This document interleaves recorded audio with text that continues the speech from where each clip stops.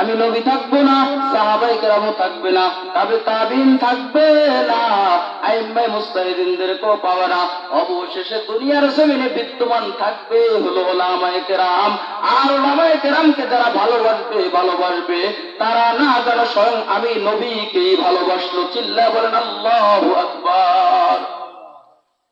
আল্লাহু আকবার। আওয়াজটা কি জোরে দেওয়া যায় না? আর জোরে বলেন আল্লাহু আকবার। আল্লাহু আকবার বলতে কষ্ট হয়? আল্লাহু আকবার বললে ফায়দা আসেনি?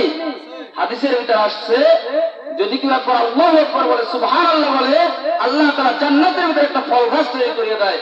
যে গাছটা এত বড় হবে, গাছের ছায়াটা এত বড় হবে, একটা দ্রুত ঘোড়া যদি 500 বছর পর্যন্ত দৌড়ায় তারপরে ওই গাছের ছায়া শেষ করতে পারবে না। চিল্লায়ে বলেন আল্লাহু আকবার। আল্লাহু আকবার।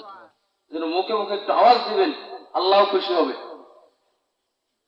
এজন্য আমরা জীবনে অজানা কত গুনার কাজ করেছি কিনা? আল্লাহ বলে, বান্দা গুনাহ করতে করতে করতে করতে তোমার দিলটাকে পাথরের মতো করিয়ে ফেলাইছো, তবু আমি আল্লাহ ওই বান্দার দিকে তাকায় আছি তোকে মাফ করার জন্য। বলেন আল্লাহু আকবার। আল্লাহর কত দয়া। আল্লাহ কোরআনের ভিতরে বলেন, ইল্লা মান তাবা ওয়া আমানা ওয়া আমিলা আমালান সালিহা ফাউলাইকা ইউবাদদিলুল্লাহু সাইয়্যাতিহিম হাসানাত ওয়া কানা আল্লাহু গফুরুর রহিমা। আল্লাহ কোরআনের ভিতরে বলেন, বান্দা গুনাহ করতে করতে করতে করতে দিলটার ভিতরে একটা জং ধরায় ফেলাইছো। আল্লাহর নবী হাদিসের ভিতরে বলেন, কামা তাস্তাউল হাদিদা বিল মাই, যদি একটা লোহাকে যদি পানির ভিতরে রাখা হয় ওই লোহাটাই দিন দিন জং ধরতে থাকেনি। বলেন থাকেনি? জং ধরেনি? আল্লাহ রাসূল বলেন, একজন মুমিন বান্দা বান্দি, একজন মুসলমান, একজন আমি নবীর উম্মত যখন গুনাহ করে নেক আমল থেকে পৃথক হয়ে যায়, গুনাহ করতে করতে করতে করতে তার আমলের ভিতরে একটা, তার ইমানের ভিতরে, তার কলবের ভিতরে একটা মরিচিকা পড়িয়া যায়, আর তখন বান্দার কাছে কোনো নেক আমল ভালো লাগে না। এই জন্য আল্লাহ তাআলা জানা দেয়, ইল্লা মান তাবা ওয়া আমানা ওয়া আমিলা আমালান সালিহা ফাউলাইকা ইউবাদদিলুল্লাহু সাইয়্যাতিহিম হাসানাত। এর নবীর উম্মতের দল আমল করতে করতে যদি আল্লাহ তাআলাকে রাজি খুশি করতে পারো, নেক আমল করতে পারো, আল্লাহ তাআলা এই আয়াতের তাফসীরে জানা দেয়, আল্লাহ তোমার গুনাহ তো maaf করবে। আল্লাহ তোমার গুনাহ maaf করিয়া ওই গুনাহর সম পরিমাণ সওয়াব আল্লাহ তোমার আমলনামায় লিখিয়া আল্লাহ তাআলা তোমাকে ওই আমলকে নাজাতের জরিয়া বানায় দিবেন। আল্লাহর মতো দয়া দুনিয়ায় আর কারো আছে? আর জোরে বলেন, আল্লাহর মতো দয়া দুনিয়ায় আর কারো আছে? আর কেউ নাই। সমস্ত জিনিসের উপরে কুদরত ছিল হলো একমাত্র আমার আল্লাহ। আল্লাহু আলা কুল্লি শাইইন কাদির। আল্লাহু আকবার, আল্লাহু আকবার। আল্লাহর মতো কুদরত ছিল দুনিয়ার জমিনে আর কেউ নাই। কিয়ামতের ময়দানেও কেউ থাকবে না, গোটা পৃথিবীর ভিতরে কেউ নাই। আমরা যে আজকে এই মাহফিলে আসলাম, এই ময়দানে বসলাম, ওই যে দুটা পা দ্বারা হাঁটিয়ে হাঁটিয়ে আসলাম, এই হাঁটার শক্তিটাও আমাদেরকে কে দিয়েছে? চিল্লায়া বলো, হাঁটার শক্তি কে দিয়েছে?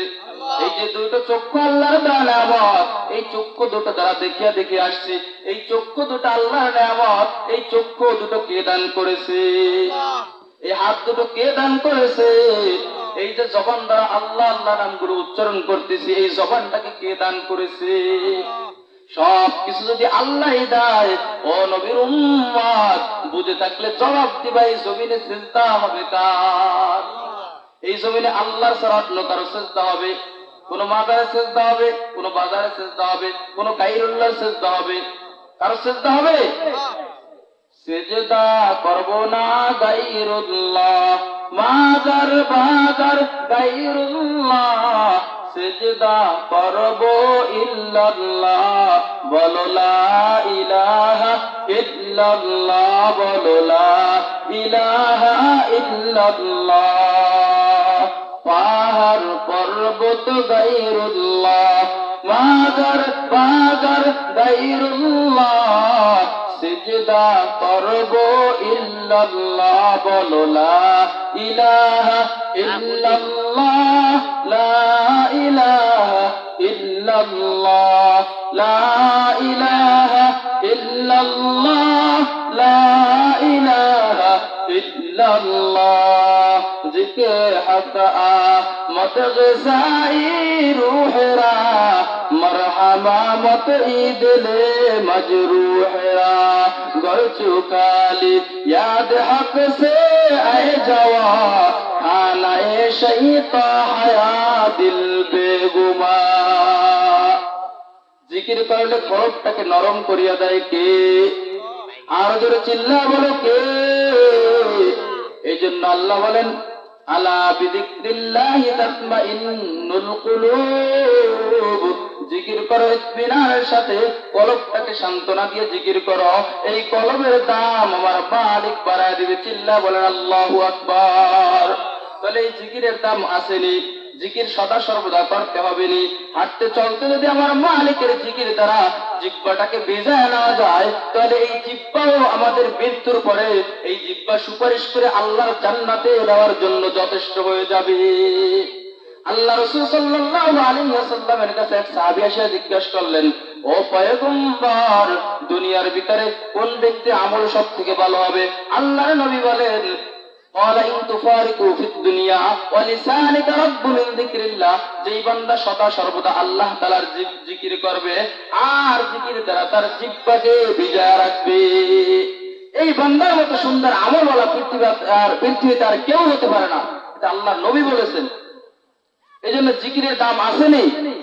এইজন্য হাঁটতে চলতে আজকে থেকে একটা আমল, বড় বড় আমল ওলামায়ে কেরাম বলবে, এগুলো আমরা নিয়ে বাড়ি যেতে পারবো না, কারণ আমাদের ওই পরিমাণ মেধাও নাই। এই জন্য প্রায় জায়গায় বয়ানে বলি যে আমরা ছোটখাটো কিছু আমল হলেও নিয়ে যাই। ছোটখাটো আমল কি? যে আমরা হাঁটতে চলতে সুবহানাল্লাহ, আলহামদুলিল্লাহ, লা ইলাহা ইল্লাল্লাহ, আল্লাহু আকবার এই তাসবিহগুলো পাঠ করব। এবং হাঁটতে চলতে আমরা কি করব? আল্লাহর নবীর উপরে দুরূদ পড়ব, সাল্লাল্লাহু আলাইহি ওয়াসাল্লাম, সাল্লাল্লাহু আলাইহি ওয়াসাল্লাম, সাল্লাল্লাহু আলাইহি ওয়াসাল্লাম। পারলে পুরোটা পড়বো, না পারলে সংক্ষেপে এতটুকু দূরত হলেও আমরা পড়বো। আল্লাহ নবী হাদিসের ভিতর বলেন, যদি কেউ একবার আল্লাহ রাসূলের উপরে দুরূদ পড়ে, একবার দুরূদ পড়ার কারণে আল্লাহ তাআলা ওই বান্দার উপরে 10টা রহমত নাযিল করতে থাকে। আল্লাহ তাআলা তার 10টা গুনাহ মাফ করে দেয়, আল্লাহ তার জন্য জান্নাতের 10টা দরজা খুলে দেয়। চিল্লা বলেন আল্লাহু আকবার।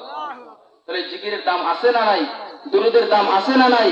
বড় বড় কথা বলবে, কোরআনের তাফসীর করবে, ব্যাখ্যা করবে বিস্তারিত ভাবে, এক কান দিয়ে শুনবেন আর এক কান দিয়ে বের হয়ে যাবে, শুধু কান সুখ করেই যাবেন, একটা আমল নিতে পারবেন না। এই জন্য আমি ছোট মানুষ, আমার থেকে ছোট একটা আমল হলেও নিয়ে যান। হাঁটতে চলতে সুবহানাল্লাহ, আলহামদুলিল্লাহ জিকির গুলো পড়েন, তাসবিহ পড়েন। তারপর আর কি করবেন? রাসূলের উপর দুরূদ পড়েন, সাল্লাল্লাহু আলাইহি ওয়াসাল্লাম, সাল্লাল্লাহু আলাইহি ওয়াসাল্লাম। এই দুরূদগুলো পড়েন যাতে করে উসিলায় আপনি দুনিয়ার জমিনেও নাজাতে থাকতে পারেন, শান্তিতে থাকতে পারেন, আখিরাতেও আপনি যেন আল্লাহর দরবারে শান্তি পান। এজন্য আল্লাহ রাসূল বলেন, আদ-দুনিয়া সিজনুল মুমিন ওয়া জান্নাতুল কাফির। এ নবীর উম্মতের দান, দুনিয়াটা হলো মুমিনের জন্য জেলখানা, আর কাফিরের জন্যই হলো এই দুনিয়াটা জান্নাত। মুমিন দুনিয়ায় চলবে, চলাফেরা করবে, মুমিন ততটা স্বাধীনতা পাবে না। মুমিনের অনেক কষ্ট করে চলতে হবে, কারণ মুমিন যদি তার নিজের ঈমান আমলকে টিকা রাখতে হয়, তার জিন্দেগিটাকে ভিতরে অনেক কষ্ট করতে হবে।